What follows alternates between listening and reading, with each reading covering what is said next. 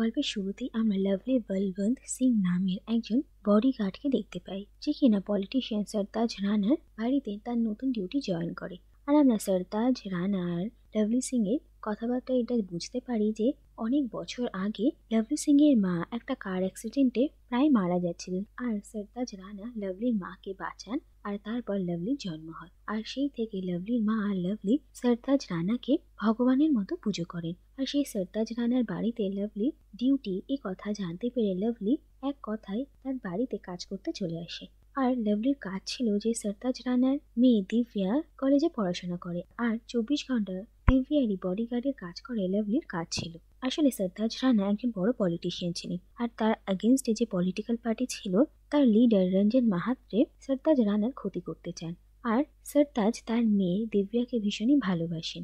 আর সরতাজ রানা এটা জানতে পারেন যে রঞ্জন মাহাত্রে দিব্যাকে মারার চেষ্টা করছে, কিন্তু সরতাজ রানা তার মেয়েকে এইসব কথা বলে ভয় দেখাতে চাননি, তাই তিনি দিব্যার প্রোটেকশনের ব্যবস্থা করেন। আর সরতাজ শুনেছেন যে লাভলি বলবন্ত সিং একজন খুবই ভালো বডিগার্ড। দিব্যার সঙ্গে লাভলি থাকলে সরতাজ নিশ্চিন্তে থাকতে পারবেন। আর এরপর দেখা যায় যে লাভলি তার ডিউটি জয়েন করে। অন্যদিকে দিব্যা যখন জানতে পারে যে 24 ঘন্টা তার সঙ্গে একজন বডিগার্ড থাকবে, তখন সে ভীষণই রাগ করে, কারণ সে ভাবে যে সবসময় তার পিছনে একজন লোক ঘুরলে এটা তার কাছে খুবই অকওয়ার্ড। আর আমরা দেখি যে সরতাজ রানার ম্যানেজার মায়া দিব্যার ভালো ফ্রেন্ড, আর তারা একসঙ্গে একই কলেজে পড়তো। যাই হোক, দিব্যাকে তার বাবার এই কথা রাখতেই হয়, আর বডিগার্ড লাভলি সিংকে সে নিজের কলেজে নিয়ে আসে, যা দেখে দিব্যার ফ্রেন্ডরা ভীষণই অবাক হয়, আর তারা দিব্যার মজা ওড়াতে শুরু করে।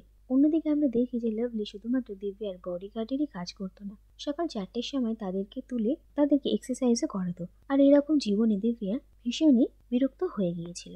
আর এরপরে হঠাৎ একদিন দিব্যা ঠিক করে যে কেননা সে লাভলির সঙ্গে একটু মজা করবে। আর এরপর দিব্যা তার প্রাইভেট নাম্বার থেকে লাভলিকে কল করে, আর তাকে বলে যে সে দিব্যারই কলেজে পড়ে, আর তার নাম হচ্ছে ছায়া। আর ছায়া কলেজে লাভলিকে দেখেছে, আর লাভলিকে দেখে সে তাকে ভালোবেসে ফেলেছে।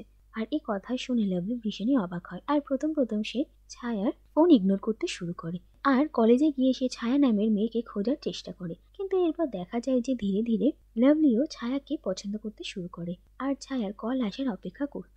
আর এরপর অনেক সময় লাভলি ছায়ার সঙ্গে কথা বলতে ব্যস্ত থাকতো, আর অন্যদিকে দিব্যা লাভলির সাথে এভাবে ফোনে কথা বলে ভীষণই মজা পেত। এরপর দেখা যায় যে লাভলি দিব্যার প্রোটেকশন একটু কমিয়ে দিয়েছিল। আর এরপর একদিন দিব্যা নাইট ক্লাবেও যায়, কিন্তু সেইখানেই রঞ্জন মাহাত্রের লোকেরা দিব্যার উপর অ্যাটাক করে, আর লাভলি দিব্যার প্রাণ বাঁচায়।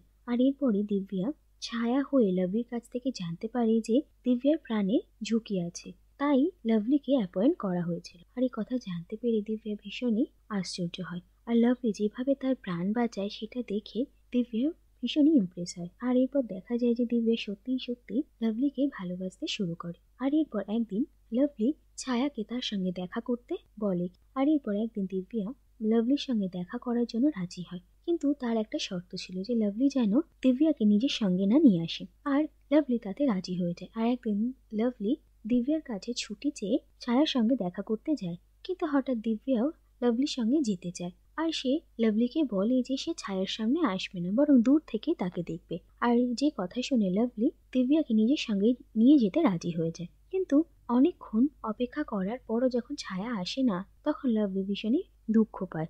আর এরপর দিব্যা লাভলিকে কল করে বলে যে সে দেখে নিয়েছে যে লাভলি দিব্যাকে নিজের সঙ্গে নিয়ে এসেছে। আর সে লাভলিকে অনেক খারাপ খারাপ কথা বলে, আর বলে যে সে জানে যে হয়তো দিব্যা আর লাভলির মধ্যে কিছু চলছে, কিন্তু লাভলি এই সব কথার প্রতিবাদ করে, আর ছায়া ফোন কেটে দেয়। আর এরপর দিব্যা আর লাভলি দুজনেরই মন খারাপ হয়ে যায়। আর অন্যদিকে দিব্যার বন্ধু মায়া দিব্যাকে বোঝায় যে এই জিনিসগুলো ঠিক হচ্ছে না, এর পরিণতি ভীষণই খারাপ হবে। কিন্তু দিব্যা বলে যে সে লাভলিকে সত্যিই ভালোবাসে, আর লাভলির সঙ্গে সে এখান থেকে পালিয়ে যাবে। আর মায়া দিব্যাকে বোঝায় যে যদি একদিন লাভলি এটা জানতে পারে যে আসল ছায়া দিব্যার, তখন সে কোনোদিনও দিব্যাকে অ্যাকসেপ্ট করবে না, আর উল্টে দিব্যার বাবা সরতাজ রানা লাভলিকে মেরে ফেলবেন। অন্যদিকে আমরা দেখি যে সরতাজ রানা এই বাড়ি থেকে তাদের অন্য নতুন একটা বাড়িতে চলে যাবেন, আর তারপরই লাভলির ডিউটি শেষ হয়ে যাবে। আর এরপর দিব্যা একদিন লাভলিকে কল করে, আর সে লাভলিকে সরি বলে, আর বলে যে তার বাড়ির লোকেরা তাদের সম্পর্ক মেনে নেবেন না। তাই ছায়া লাভলির সঙ্গে পালিয়ে যাওয়ার কথা বলে, আর লাভলিও ছায়াকে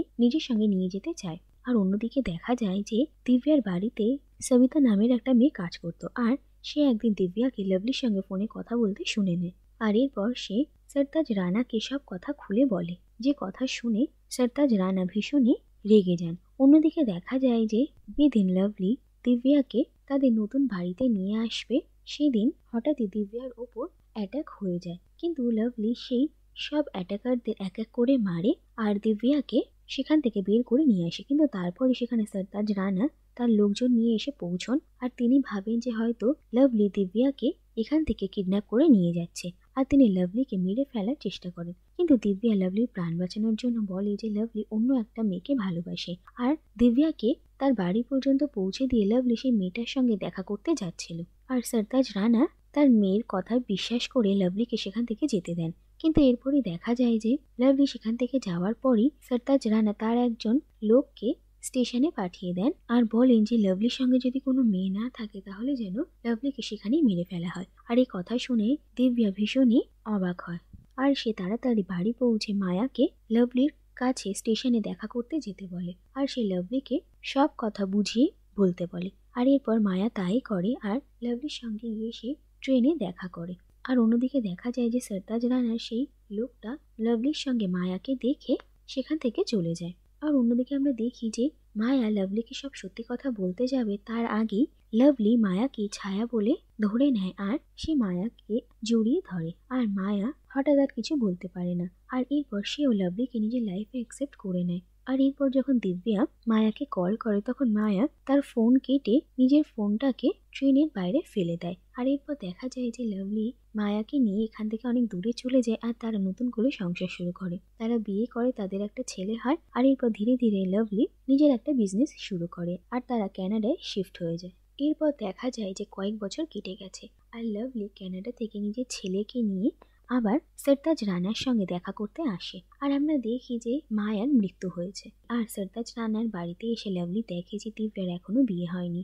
আর কারণ হিসেবে বলা হয় যে সরতাজ রানার ডেঞ্জারাস পলিটিক্যাল কেরিয়ারের কারণে দিব্যা ভালো পাত্র খুঁজে পায়নি। আর এই কথা জানতে পেরে লাভলির ভীষণই খারাপ লাগে। অন্যদিকে আমরা দেখি যে মায়া ডায়েরিতে তার জীবনের সব কাহিনী লিখে রেখে গেছিল, আর এই ডায়েরিটা লাভলি আর মায়ার ছেলে পড়ে আর সেই সব সত্যিটা জানতে পারে। এরপর দেখা যায় যে একদিন রাতে দিব্যা লাভলি ছেলের ঘরে আসে তাকে দেখতে, আর সে দিব্যাকে বলে যে সে যেন তার মাকে ক্ষমা করে দেয়। আর দিব্যা বুঝতে পারে যে সে সব কথা জানে, আর লাভলিও সরতাজ রানার নামে নিজের ছেলের নাম সরতাজ রেখেছিল। আর দিব্যা জুনিয়র সরতাজকে বলে যে সে তো মায়াকে অনেকদিন আগেই ক্ষমা করে দিয়েছে, কিন্তু মায়াই কোনোদিনও তার সঙ্গে কন্ট্যাক্ট করার চেষ্টা করেনি।